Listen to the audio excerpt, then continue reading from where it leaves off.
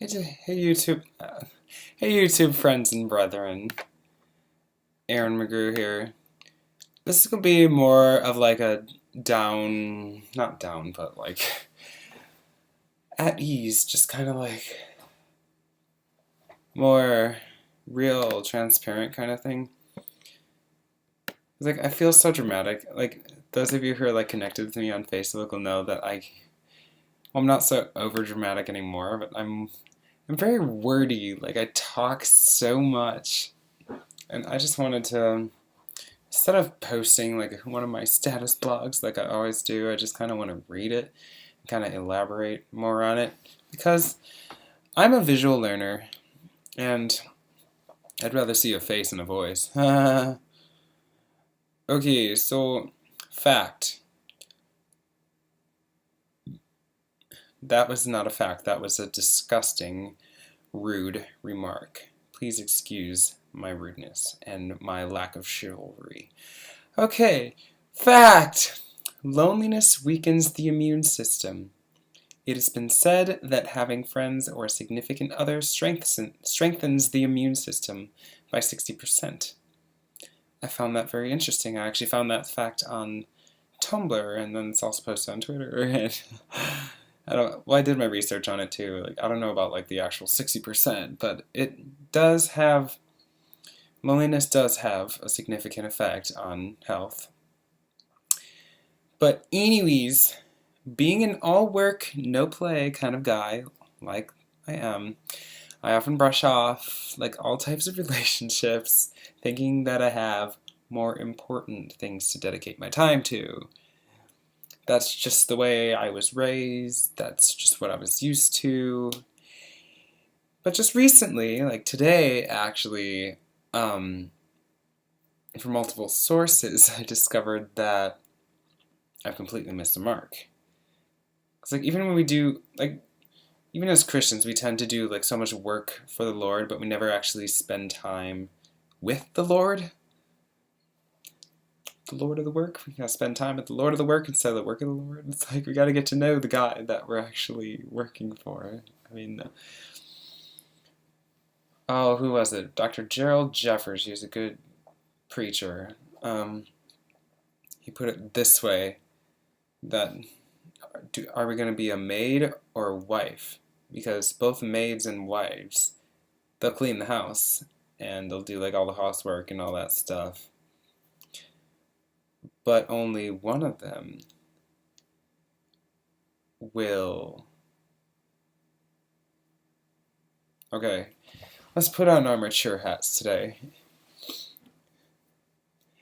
Housemaids, or whatever you call them. Yeah, maids will go into the bedroom just to clean. But wives, they'll go into the bedroom for two different reasons. One's to clean and one's to know the husband. So it's like, we're the bride of Christ. It's like, do we want to just be a maid? Do we just want to like do all this work, get our pay, and then just go about our business?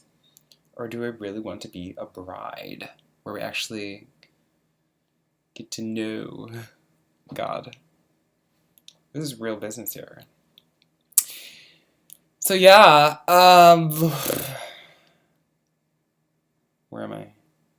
Oh yeah, so me being such an advocate of health, and yes, of Christianity as well, I realized that I have to change my ways. Because I've never really noticed exactly how significantly better that I physically feel when I actually spend time with my friends. Because like I chronically feel sick and like lethargic, and I feel like I don't want to move like all the time. Like, oh my goodness. When I get a day off of work, a random like whole day off, do you know what I do? I sleep in like forever, and then I end up not even leaving the house, and I'll typically like alternate between browsing through all sorts of online social networks and playing piano. I'll literally be sitting on my hindquarters all day long, and that's just not right. And by the end of the day, like or at least by like 5 o'clock, I feel so sick because I haven't moved all day. And like, even if I go out on my days off, like go shopping or something, like that's, well, it's also part of the reason why I tend to stay home on my days off because you have to have money to like shop all the time, you know?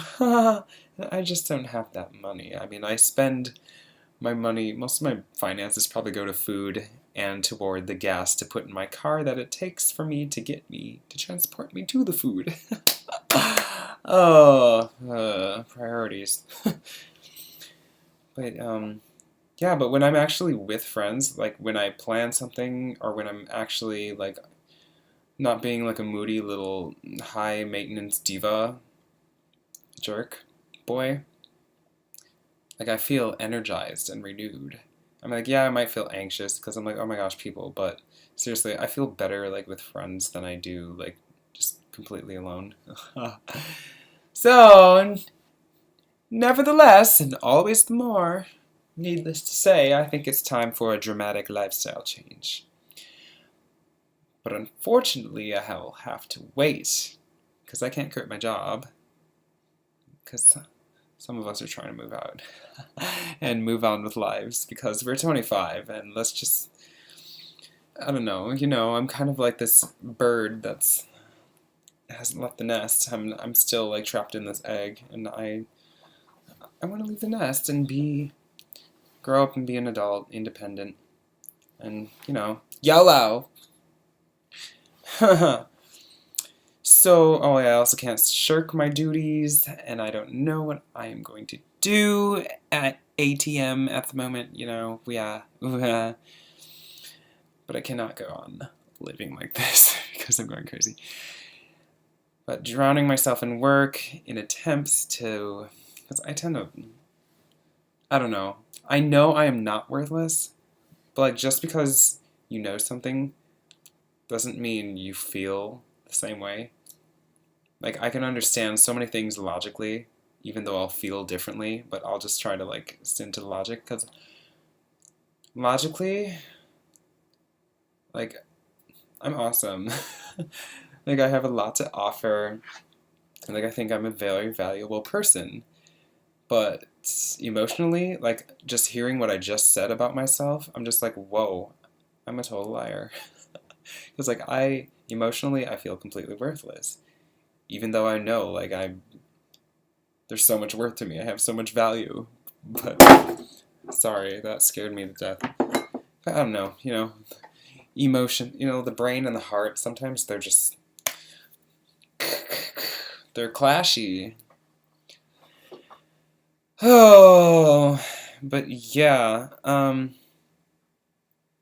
but without exaggeration, seriously, I have done the math. I spend roughly 94% of my time in total isolation. And that is not even including like the times when I'm with people, but I'm mentally checked out. Like so yeah, it's definitely time for a lifestyle change. But I don't want to say these things for like pity and be like, "Oh my gosh, Aaron's like this total melodramatic emo boy, hot mess." But I want to say them for public accountability because I'm too stubborn, too much of a stubborn, like, wise, selfish brat to just be accountable to like one or two people because I'm too good at hiding things. But like to make myself public, to out myself in this sort of thing, I hide all two things all too well. Everyone knows, and it's just like everyone's staring at you and judging you. Like